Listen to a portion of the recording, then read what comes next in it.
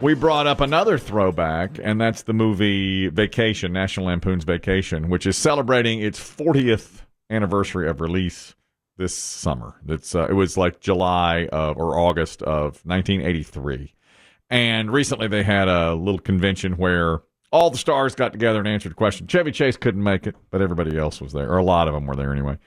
The thing we brought up was that Anthony Michael Hall admitted the first time he ever saw breasts in real life, he snuck onto the set to watch a scene being filmed where Beverly D'Angelo, who played his mother in the movie, was topless. She was in the shower. Mm-hmm. And he said, that's the first time I ever saw boobs. And that was news to her. No one knew that he was on the set, and he wasn't supposed to be. Anyhow, we got an email from our friend Doug, who used to work here. We were colleagues for a long time.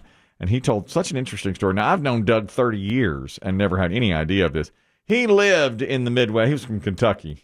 Mm-hmm. Is that right? Yeah, and I think he worked in Oklahoma for a while, yeah. But he says, this is Doug now, our friend, who says in the summer of 1982, he was around 15 at the time, his family was en route to Colorado for a vacation. In eastern Colorado, on a 4-lane highway, all traffic was stopped for what seemed like no reason. A state trooper came by and explained it was because a movie was being filmed on that road.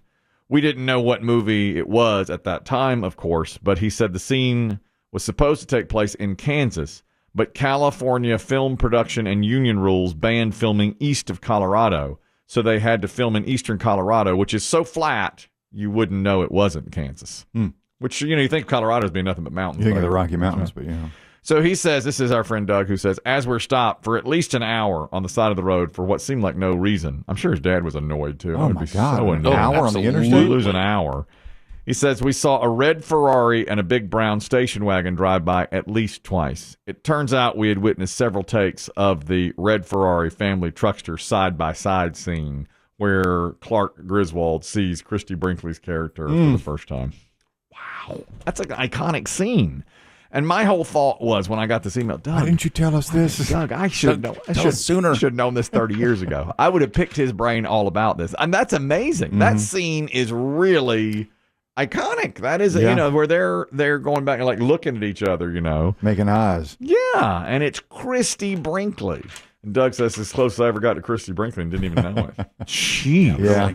And she was new on it. I think it says in the credits introducing Christy Brinkley as whatever. Well, some of us who were Sports Illustrated swimsuit issue aficionados, we knew her work, of course. That's why I went to see the movie. Of course. But I'm trying to think, too, I mean, most of the time when you see someone in a car in a movie, they're not driving it, right? Like there's a rig pulling the car, but you can't act and That's drive. Right. For the most part. I made a movie short. Please clap. I was a star. I wouldn't say a star. I was a co-star in the movie. And I had to drive a big truck, which was fun. I did drive that. I say big truck, it's a pickup truck. And it wasn't like an 18-wheeler or anything. But my co-star in the film, and I'm not going to mention her name. Because? I don't know it. Long forgotten. That's right. That's deleted out of the old memory bank.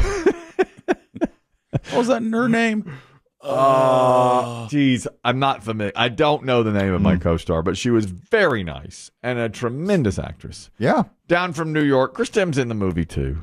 Anyway, for a minute. Yeah. For just a second. Anyhow, she had to drive a stick shift because the movie's set in the 80s, and the only car they could find was a stick shift. She goes, I can't drive that. So they had to put it on the back of a truck and make it look like she was driving, like you just said. Yeah. But I mean, Christy is behind the wheel of the car, for sure. Mm-hmm.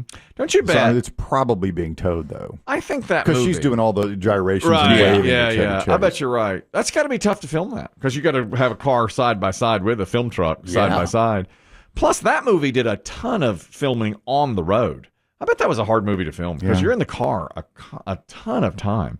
I mean, right there, that scene is probably 30 seconds. It took them over an hour to film. But they're not always real cars, though, too, right? When they have the camera rigs inside them? Probably not. No, I wouldn't think so. I don't know. But now, this movie was out. You saw the landscape of eastern Colorado. That's a location, they were in the Grand Canyon at parts. True. There's a ton of... East St. Louis scene, and of course starts in Chicago. That's I bet that was a long bit of filming. I wish if we could interview somebody from that. We should have asked Anthony Michael Hall. You did. We had him on the show. Yeah, but all he wanted to talk about was the Stephen King story. Yeah, he was in a Stephen King miniseries, The Stand, right? Shining. No, Dead Zone. He's in Dead Zone, and he was on. I was pointing to my brain for those of you who were watching. The Dead Zone, and we should have asked him about Vacation and how difficult that shoot might have been. By the way, another prediction come true. Oh, and by the way, if he were to have released this story now, he might get dragged on the internet for sneaking into a set to watch a woman topless. Absolutely. Oh, you think about it? it? You think so? What do you think? Well, he was only like 14. I know. Still, you think he would? Because it was. I mean, it seems innocent from 1982. Yeah, but now it's like 14-year-old perv. Yeah, sneaking in to watch Beverly D'Angelo. Yeah, and her boobs. God, that's without true. her permission. That is so true. It was a closed set. Of course, they closed it to everyone except for the actors and for the. God, that's a very good point. That's true. Yeah. If I'm not saying it's going to happen, but if he gets dragged, we called it. There was but that was so long ago in such a different time. But you're right though. Today, nobody thinks about the different time part anymore. Today, he would say, it's tough. I mean, it's. A lot of times you see people get held to current day standards for things that happened long ago, 20, 30 years ago. Remember, Chris Demm sent a picture out recently of Phoebe Cates getting out of the water in Fast Times at Ridgemont High. Now, this is a famous scene, especially for anybody about my age, because it was a coming-of-age film. It was a high school comedy. And she gets out of the water in a dream sequence by Judge Reinhold and takes off her top and walks around the pool. Well, of course, I've seen that a million times, and water sprays and all that stuff, and he's in the bathroom, doing whatever, and so the shot that Chris Demm showed us was 25 producers, cameramen, whoever, microphone, boom mic as she gets out of the water, which is the part you don't see, of course, and there's the literal behind the scenes, exactly, and the comments we were making was.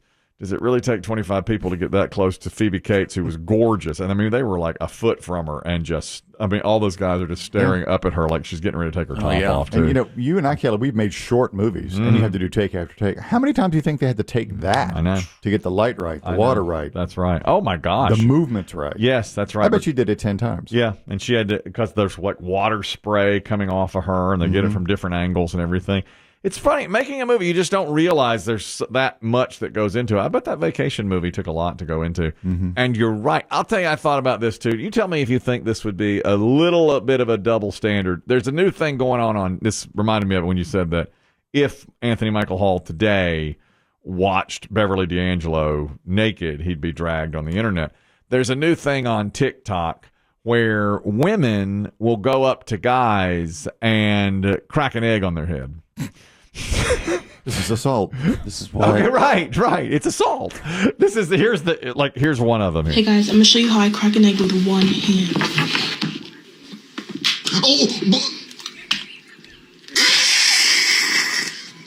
That's her husband. Girl. So the hook is I can crack an egg with one hand. One hand. But you smash it on somebody. And so he's standing there. Unexpectedly, she smashes it on his head. And I thought... At least he knows her. Yeah, they're married. They're married.